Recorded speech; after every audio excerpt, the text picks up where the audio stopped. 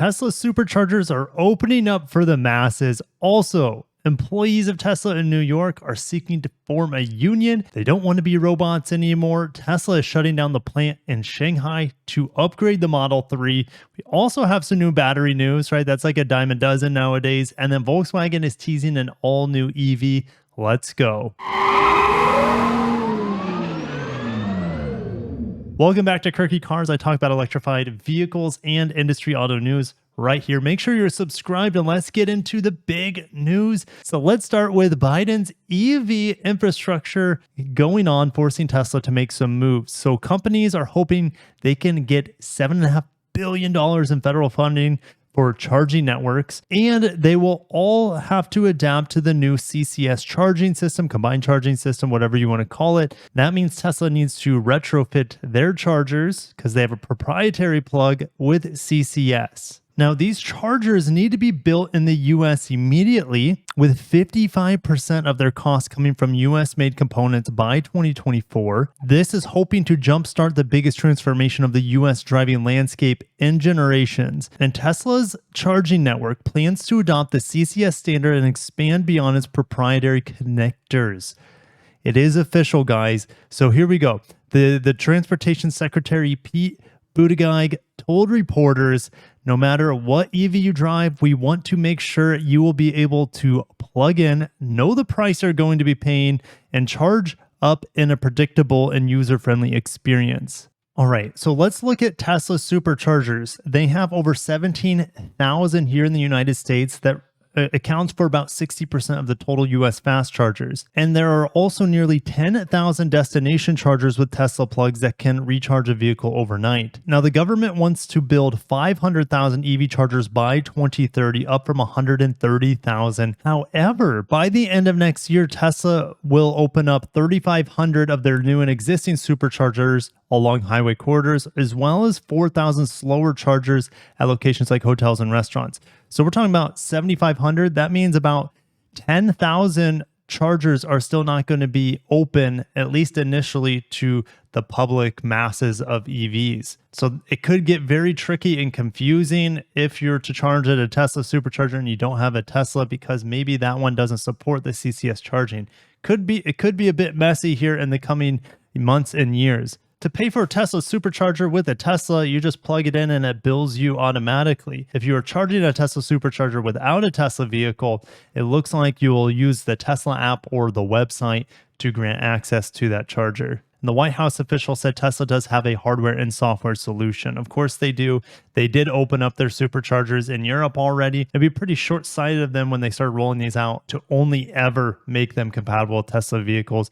They knew that this day would probably come in the future. The government is responsible for about 1/3 of the $7.5 billion federal program, and the states, interestingly, control the other 2/3 of that $7.5 billion credit. Heading over to electric, Tesla employees are tired of being treated like robots and they want to unionize in New York. And they have informed Elon Musk that they seek to unionize.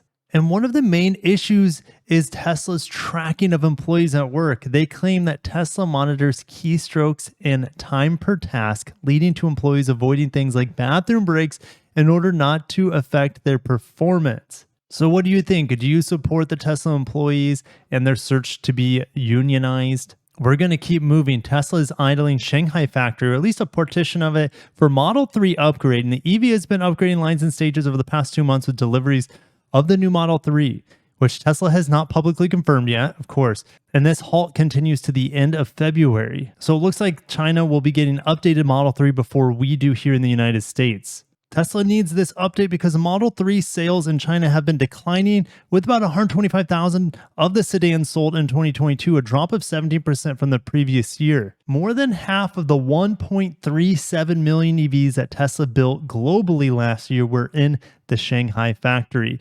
Now, we head to electric, and it's been known for a while now that the Model 3's refresh is called the Highland series or Project Highland.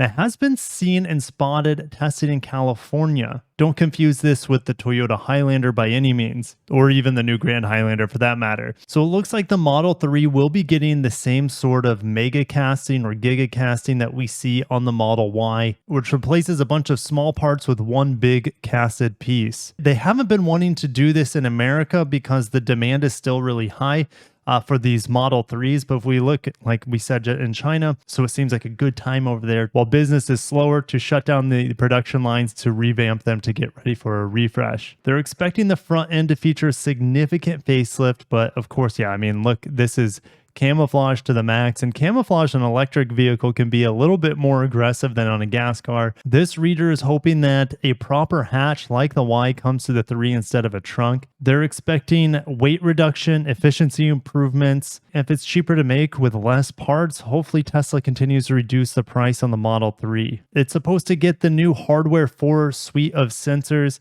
which will improve the autopilot and full self-driving. Now, Investor Day for Tesla is March 1st, so we could get an official announcement about Project Highlander or the refreshed Model 3 then, and maybe some news about Cybertruck. That would be great as well. Quick battery news. Startup NanoGraf raises $65 million to make lithium batteries more energy dense. They were making anodes in Japan, but they're getting a tax credit of 10% in the United States if they start making them here. NanoGraf unveiled the 18650 battery cell in October, and they say its product is 20% more energy dense than the industry's leading batteries. I feel like with all these battery updates, and batteries will continue to improve over time, buying an electric car right now is almost like buying a computer. Technology evolves so fast. The second you build your computer or buy a new computer, MacBook, whatever you do, I just triggered my Alexa because her name's Computer. So that's the thing with EVs as well. The technology is moving so fast, especially with battery technology, that the second you buy it, it's already outdated. Is it still better than a gasoline car? Well, that just depends on your needs, and we're going to keep moving.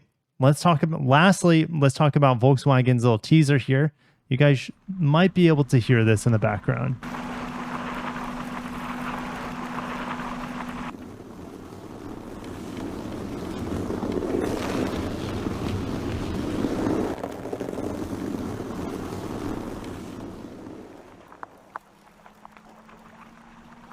So they're teasing this new EV in cold weather.